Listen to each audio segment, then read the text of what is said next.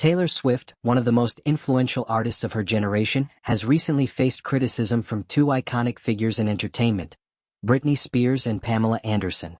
The pop superstar's upcoming album has sparked a heated debate, with Spears and Anderson expressing frustration over what they perceive as a lack of proper acknowledgement for their influence on Swift's work. According to sources close to the matter, both women feel that Swift has drawn heavily from their respective legacies without giving due credit, raising questions about artistic integrity and the ethics of inspiration in the music and entertainment industries. The controversy centers on Swift's new album, which reportedly incorporates elements reminiscent of Britney Spears' iconic stage wardrobe and Pamela Anderson's aesthetic from her 2024 film, The Last Showgirl. Spears, known for her groundbreaking contributions to pop music with hits like Toxic and Oops, I Did It Again, has allegedly accused Swift of borrowing specific elements of her performance style without recognition. An insider revealed that Spears believes she deserves a mention in the album's liner notes, given the specificity of the inspiration. Britney isn't saying Taylor can't be inspired by her, a confidant explained, but when you lift something so specific, you give credit. Spears' connection to Swift's work appears to stem from the visual and stylistic choices in the new album's promotional materials. Sources suggest that Swift's team has drawn from the bold, glamorous looks that Spears popularized during her peak in the late 1990s and early 2000s. These include elaborate costumes designed in collaboration with legendary designer Bob Mackie, whose work with Spears created some of the most memorable moments in pop culture history. Britney worked with Bob Mackie on that look, and it's a piece of pop history, an insider noted. To see it repackaged without so much as a nod feels wrong. This sentiment reflects Spears' pride in her legacy and her desire for acknowledgement from a younger artist who has clearly been influenced by her trailblazing career. Similarly, Pamela Anderson, the Baywatch star-turned-actress, has expressed disappointment with Swift's new project, particularly its visual aesthetic. Sources close to Anderson claim that the album's imagery echoes the color palette and vintage Vegas vibe of her recent film, The Last Showgirl. Anderson, who poured her heart into the role, feels that Swift's team has adopted a similar aesthetic without recognizing her contribution. Pamela isn't angry at the inspiration, an insider clarified, but she believes recognition is deserved. The actress's frustration underscores the emotional investment she put into her project and her expectation that Swift, as a fellow artist, would honor that effort with a nod to her influence. The debate over Swift's album highlights the fine line between inspiration and appropriation in the creative world. Both Spears and Anderson acknowledge that being a source of inspiration is flattering, but they argue that direct references to their work warrant explicit credit. Credits in the liner notes for Pamela and Britney would be the classy thing to do, a source remarked, emphasizing the importance of transparency in artistic borrowing. This perspective reflects a broader expectation in the industry that artists should honor their influences, particularly when those influences are as specific and recognizable as those of Spears and Anderson.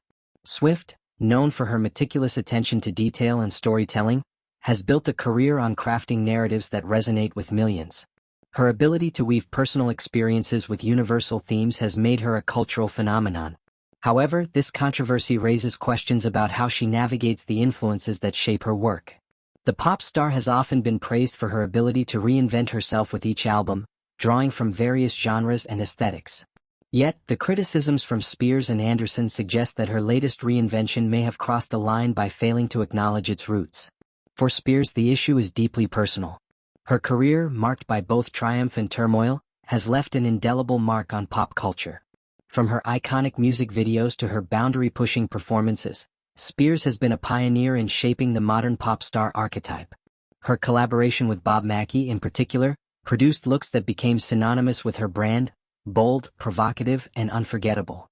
The idea that Swift might have drawn from these without acknowledgement feels like a slight to Spears' legacy, particularly given her public struggles and her efforts to reclaim her narrative in recent years. Anderson's perspective is equally rooted in her artistic journey. Her role in The Last Showgirl represents a significant moment in her career, as she transitioned from her Baywatch persona to a more nuanced, dramatic performer. The film's aesthetic, characterized by its retro glamour and vibrant visuals, is a testament to Anderson's creative vision. To see elements of that vision reflected in Swift's album without credit feels like a missed opportunity for mutual respect among artists. Anderson's call for recognition is not about ownership but about fostering a culture of acknowledgement in an industry that thrives on collaboration and inspiration. The controversy also touches on broader themes of artistic ethics in the digital age. With social media and streaming platforms amplifying the reach of creative work, the lines between homage and imitation can become blurred. Fans and critics alike have taken to platforms like X to discuss the issue, with some defending Swift's right to draw inspiration from her predecessors and others arguing that explicit credit is a necessary sign of respect. The debate reflects the evolving nature of creativity, where influences are often layered and complex, yet the expectation of transparency remains strong. Swift's team has yet to respond publicly to the criticisms from Spears and Anderson, leaving fans and observers to speculate about how the pop star will address the controversy. Given her history of engaging with her audience and addressing controversies head-on, it's possible that Swift may choose to clarify her intentions or offer a gesture of acknowledgement. For now, the lack of a response has only fueled the conversation, with supporters of Spears and Anderson calling for greater accountability in the industry. The situation also highlights the challenges faced by veteran artists in an industry that often prioritizes youth and novelty.